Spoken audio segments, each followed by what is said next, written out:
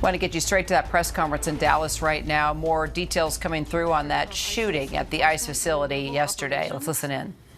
We also have Josh Johnson, the acting field office director, ERO operations, Dallas field office, Travis Pickard, special agent in charge of HSI Dallas, and Benny Mims, special agent in charge of ATF Dallas.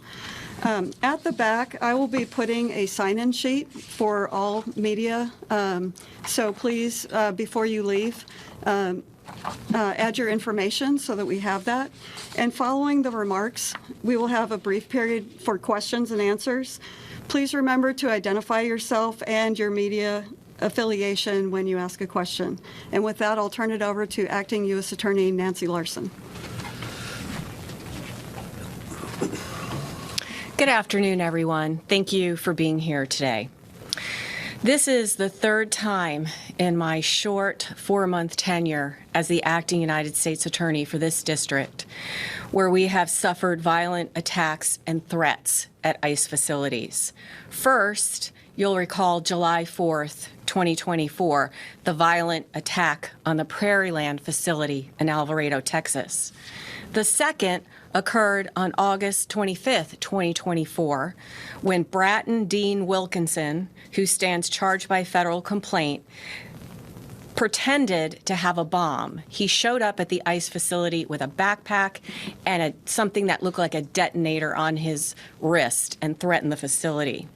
Third, of course, is yesterday's attack, September 24th, 2025, when the Dallas ICE facility was riddled with gunfire, costing the life of one detainee and injuring 2 other detainees critically. Initially, I want to commend the cooperation of the Dallas Police Department, the Dallas County Sheriff's Office, the FBI, the ATF, ICE, and HSI for their swift and decisive response to this crime. Members of these agencies quickly secured the scene and the evidence and worked tirelessly to determine any continuing threat. Due to their efforts, it did not take long to ascertain the identity of the shooter, who was deceased by a self-inflicted gunshot wound, and that he very likely acted alone.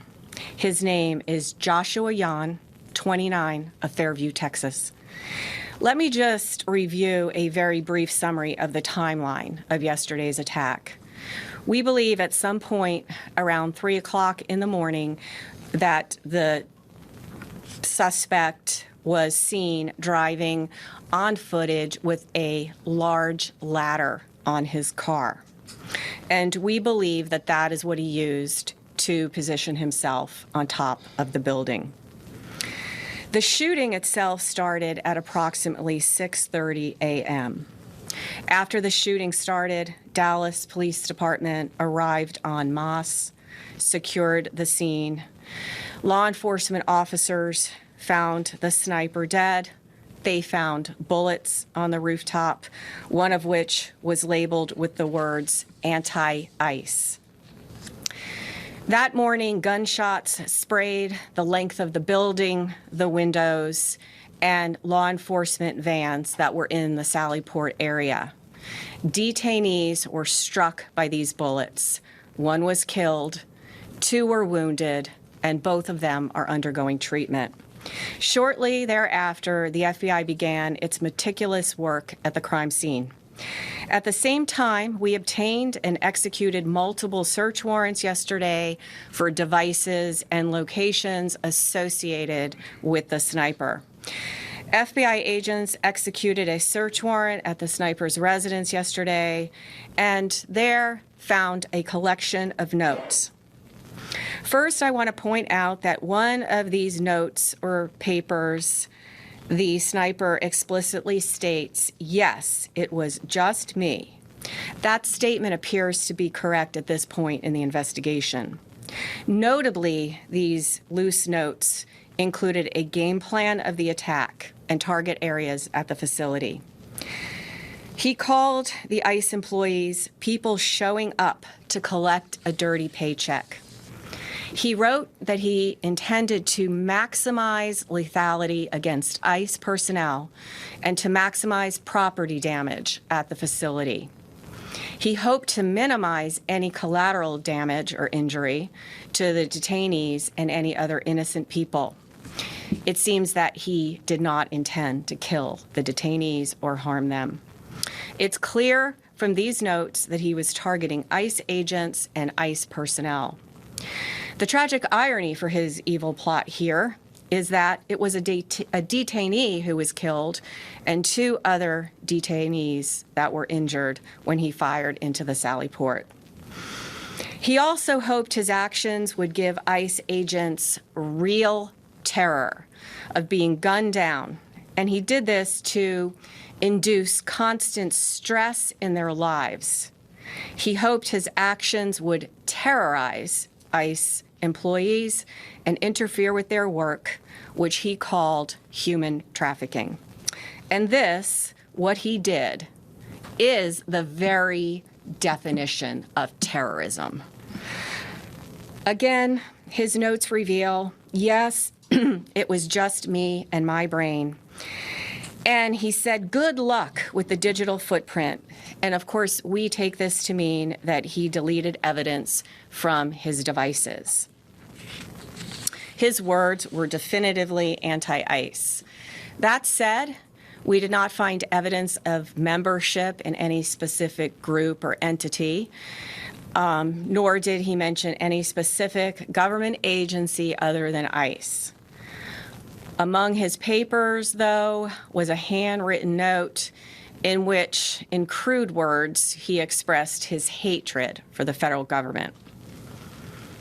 Finally, I want to address the heroism of our federal agents yesterday. While under fire, ICE agents and ATF agents who were also present in the facility's Sally Port area worked together to remove detainees from the vans and get them to safety while the bullets were flying. These agents were heroic, clearly willing to lay down their lives to save the lives of the detainees in their custody. And that's an extremely important point to make at this point in time. I want to express my deepest appreciation for the bravery of these law enforcement officers yesterday and every single day that they go. I'll now turn it over to FBI Special Agent in charge of the Dallas Field Office, Joe Rothrock. Thank you.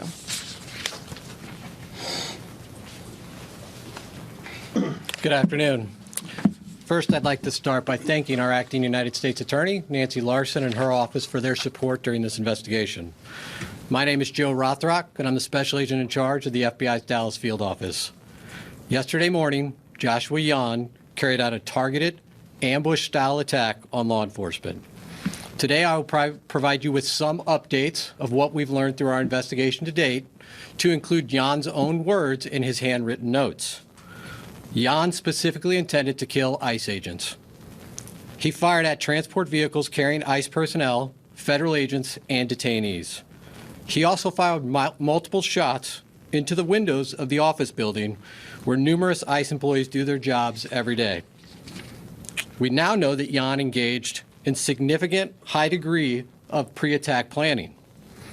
He searched for information about the office building and how to track ICE agents' locations. Yan also acknowledged the potential for other casualties. He knew with a high likelihood ICE detainees would be transported that morning in the exact location where he was facing from his perch on a nearby rooftop. Yan's attack did in fact result in the tragic death of one detainee and the injury to 2 other detainees. We have been able to confirm that Yan legally obtained an 8mm bolt-action rifle he used in the shooting in August of this year. Based on our investigation to date, we believe Yan acted alone, but I'll stress our investigation continues. This attack, yet again, underscores the dangers that law enforcement face daily. We continue to see an increased threats against law enforcement. This is the second attack in recent months on ICE facilities here in North Texas. I do want to take this opportunity to thank our law enforcement partners, some of whom are here with us today. When Jan began firing, agents from both ICE and the ATF put themselves in the line of fire to move individuals off the transportation vehicles in an attempt to protect and rescue those that were injured. I want to thank them for their bravery. The Dallas Police Department and the Dallas County Sheriff's Office also quickly responded to the scene without any hesitation and ran towards danger. Ultimately, they located the shooter, who was deceased by an apparent self-inflicted gunshot wound. I want to thank them for their prompt response and dedication to protecting and serving their communities. I also want to thank our partners that have assisted in this investigation. The Fairview Police Department, as well as our partners in Oklahoma, to include Bryant County Sheriff's Department, Durant Police Department, and Choctaw Nation Light Horse Police, as well as our personnel from San Antonio and Oklahoma City within the FBI that assisted. The FBI has dedicated its entire breadth of resources to ensure this investigation is completed thoroughly. The FBI stands with our law enforcement partners, and today we express that the attacks against law enforcement officers will not be tolerated. While we believe Jan acted alone, we are still asking that anyone with information about Jan or his activities report that to the FBI at 1-800-CALL-FBI or at www.fbi.gov/Dallas ERO shooting. And with that, I will turn it over to Director Charles. Good afternoon. My name is Marcos Charles. I am the ICE Executive Associate Director for Enforcement and Removal Operations. The attack on ICE's Dallas field office yesterday was tragic. And while our hearts and prayers are with the family of the detainees who were shot, the evidence is clear that this was intended as an assault on ICE personnel who come to work every day to do their job. Violent rhetoric has led to over 1,000% increase in assaults on ICE officers, and it has to stop. In contrast to those who would demonize our men and women, yesterday our brave officers ran back into danger, along with ATF, our partners, to save the detainees while shots were still being fired. Those ICE officers just showed the world who they really are. Law enforcement officers who want the best for our country. That's ICE. Integrity, courage, excellence. They were willing to put their lives on the line to pull detainees out of the transport van to get them to safety. They are heroes, and I hope the media has the integrity to shine a light on this story. Enough is enough with the harmful lies and violent rhetoric. It has to stop.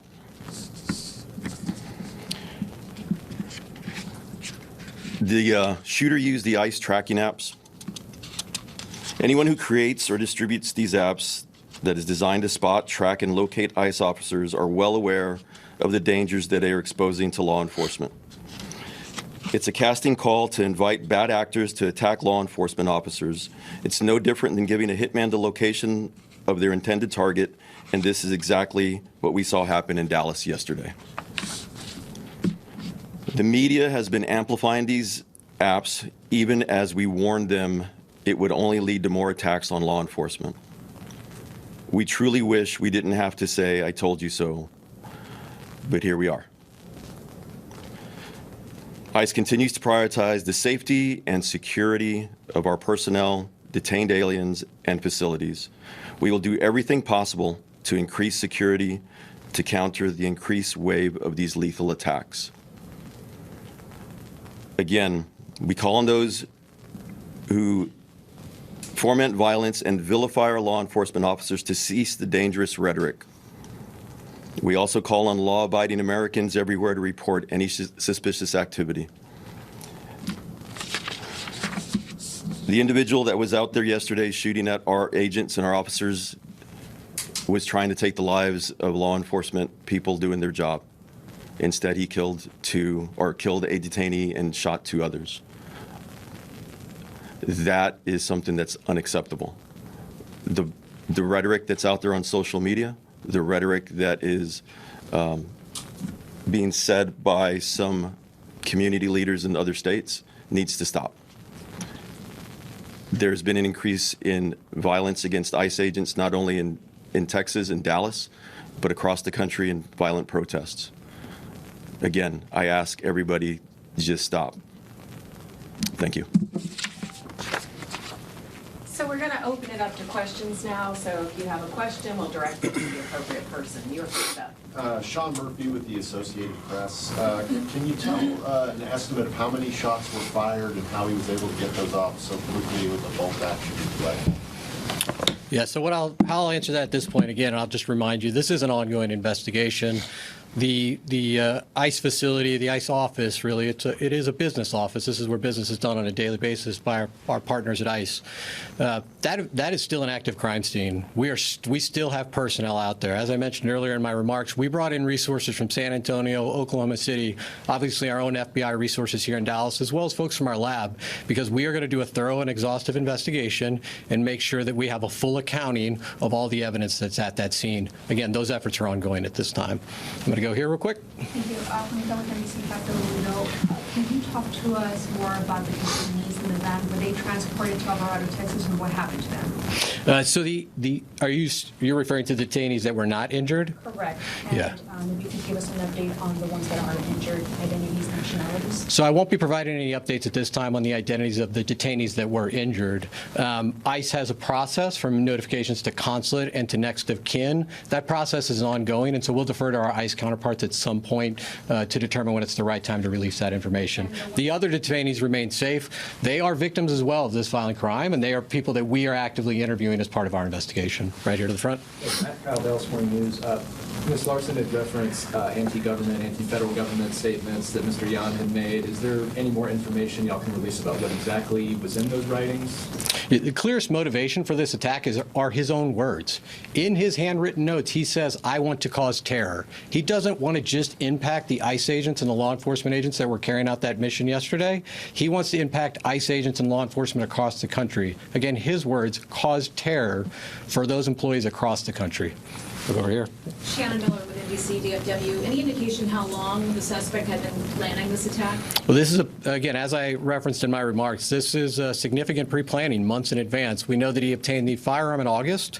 We also know that he was looking at a number of DHS facilities, and he had downloaded that information. He was looking at the apps, as my counterpart mentioned, to see where ICE agents would be. So this was not something that just occurred yesterday. It came to a conclusion yesterday, but this is something months in the making. Priscilla Thompson with NBC Network News. From what we have heard, this person was not particularly political. Is there anything that you all have found in terms of an inciting incident that led him to commit this attack?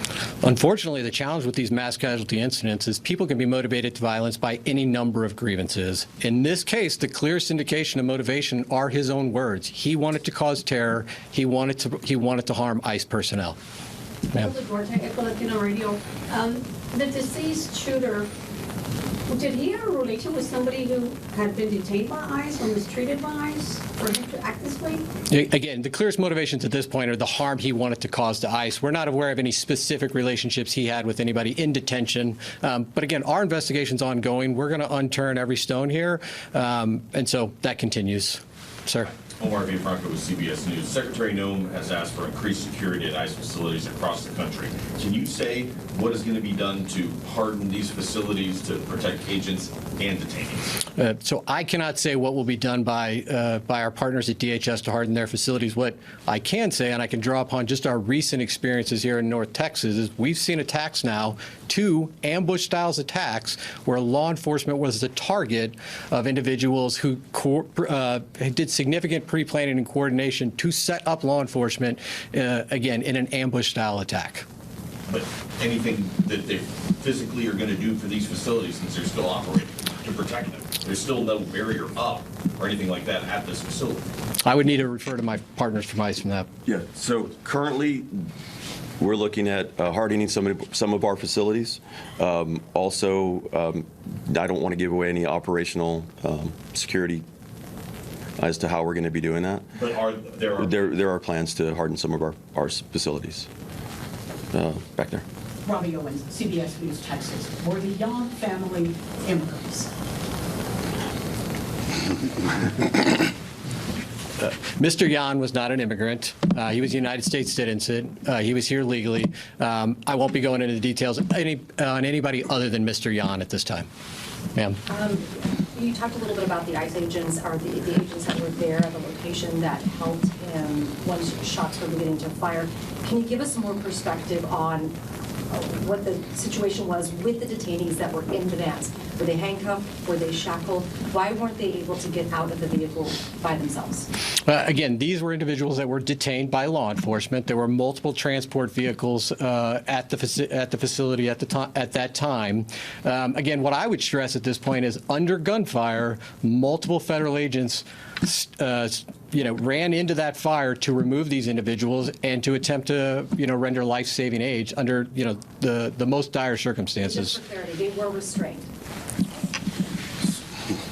They were being, the individuals in the vans were being strained. It's a proper procedure for transport. The individuals that are brave men and women that went out there to go help and rescue were the ones that were injured and could not leave the van on their own. And we know that that's common, because we've seen, obviously, transports before. So we just wanted clarity to understand why they weren't able to leave on their own. The other individuals that were in the van were able to leave on their own. It was the ones that were injured were unable to exit the vehicle. Sir, you. Yeah. Have you guys gotten any cooperation from the suspect's family? And this idea that the anti-government, federal government attitude, have any family members expressed any signs that we knew that this was happening, or was this just all kept? Back to you, sir. As is common in these investigations of mass casualty incidents, we are going to interview everybody we can identify that might have information about the motivations or who might have information about the pre-planning or who may have assisted in this attack. I won't be outlining every interview we conducted today, but we will be doing a thorough investigation. And again, one of the reasons we asked for additional information for the public is if there are those out there that had contact with Jan, we would like to hear from them, and we would like to gain an understanding of what their relationship was. I won't be going into details about other aspects of the investigation. Luke Larry, WFAA. Can you expand on why you believe that he acted alone here, and can you go into it all, any activity he may have had in online forums or communities that may have influenced his action? So again, the totality of our investigation includes interviews, canvassing areas, collecting surveillance video. We're certainly looking at his digital footprint online as well as digital devices. I'm not going to outline the details from every one of those. Again, his own words called out that he committed this act alone, and all the evidence we have to date would indicate that that's accurate. Alex with Fox 4 News. You mentioned that the ICE facility, I believe, is still an active crime scene. Can you talk about what will happen in the coming days with that facility? Are there detainees being held there? Have they all been taken away? Is it operational as an office? It is going to remain an active crime scene for some time. Again, we will be there as long as it takes to make sure that we've captured every piece of physical evidence. Emma Ruby with the Dallas Observer. You mentioned the one bullet that was found with kind of ideological writing on it. Have any of the bullets found around the scene have any writing on them, or is it just the one? Again, active crime scene. We're still collecting physical evidence. Jim Schultz with ABC News. Around the crime scene, when this car was actually being towed, there was some writings on that vehicle. Can you give us a sense about what those were and how they play into your investigation? So the vehicle was searched as part of our investigation. I don't have additional details to share with you now about any writings, but certainly if we have updates, we'll provide those in the future. Ma'am. Ashley Kilo with CNN. Y'all mentioned that he used a ladder to position himself. Did he use the ladder to get on top of the roof, or is that where he? Yeah, where his body was found? He was found on top of a neighboring roof. We believe he used the ladder to access that roof. Sir. David with Fox News Channel. Was suicide part of his plan all along, or was he cornered by law enforcement? His handwritten notes indicate that he did not expect to survive this event. Sir. Kevin Reese, WFAA. A personal question, if you would dare. Can you explain to people in this climate what it's like to be an ICE agent right now? As I had said, the ICE officers that are out there right now You've seen them in the, multiple times on the news. They're out there doing their job with courage and honor. Yes, there is a heightened sense of security for everybody, not only at work, but for their families, for their loved ones, mainly because of the doxing that's going on and the violent rhetoric that people have been perpetrating. Mr. Charles, while you're up there, can I just follow up to that question and ask, of the agents that did respond on that day, or yesterday morning, can you tell us what they were wearing at the time? Because I know sometimes ICE agents do and don't have bulletproof gear on. Can you give us an idea of how they responded, what they had on them at the time? So they're wearing their normal gear. And it was not only ICE agents, it was ATF agents also that went out there and heroically came out and under fire went to rescue those individuals. Have you spoken to them? I have spoken to one of them so far, but I haven't spoken to the others. They're doing okay. All right, we have time for one more question about the immigration status for those individuals who were injured. What's their immigration status going to, is it going to change? Maybe perhaps even those who were in the van, ACU. The individuals that were in the van will be going through due process, and they'll go through the whole immigration proceeding. So I'm not going to go into what their status is currently. And those who were injured? Same thing. All right, folks, we have time for one more question. Can you Wayne. please tell us where the papers were found at Fairview or Oklahoma? That one's for you. So again, I'm not going to detail every aspect of the case. We did search his residence, and that is where we found the handwritten notes. And that's all the time we have for questions today. When we have more updates, we'll come back. Thank you.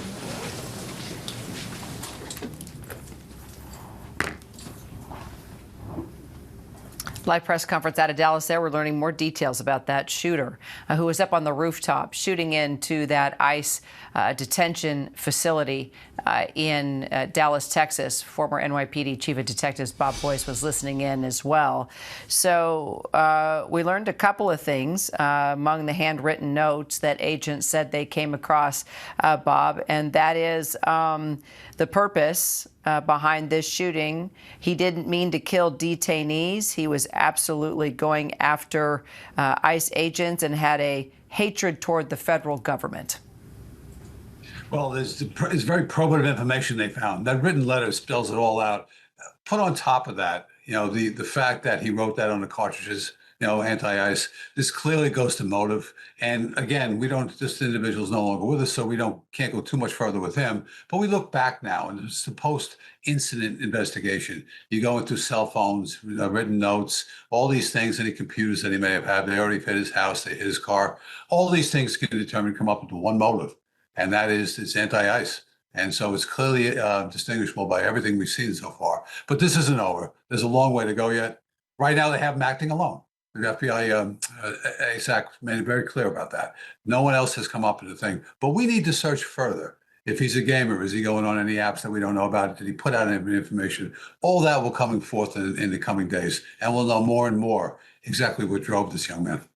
We're also learning that facilities now, ICE facilities or detention centers, rather, are going to be hardened down. And also, you actually heard from the head of ICE there locally. It's a dangerous time for their agents. It is, and it's a dangerous time for everybody here.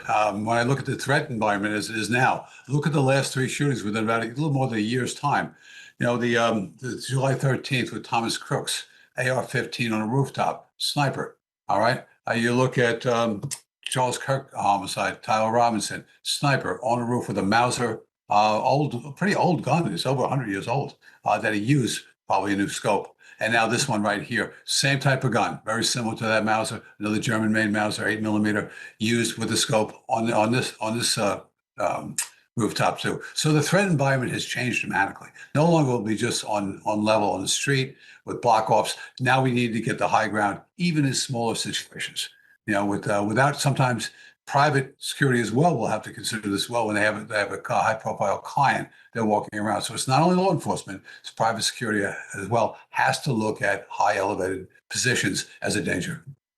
So just looking at who this young man was and his background, apparently friends said he loved to play video games. He apparently into marijuana, but it doesn't look like he had any kind of official gun training. It looks like he was up there at night and had been I guess, online, and the hatred built up toward the federal government. And this was just a moment where he thought he was going to do something and make a statement. But it doesn't look like he had any sort of official training or knew what he was necessarily doing with that weapon. Yeah, Kara, this is something a little bit different than the first two I spoke of. He was firing wildly. He wasn't a direct target because he was shooting into a van. Alan, he was also shooting in the windows as well. That's a bit of a difference than the first two. So this person didn't seem to have the quality of accuracy the others did. Got it. All right, Bob Boyce, appreciate it. Thank you so much for sticking through that press conference for us. We'll stay on top of the investigation.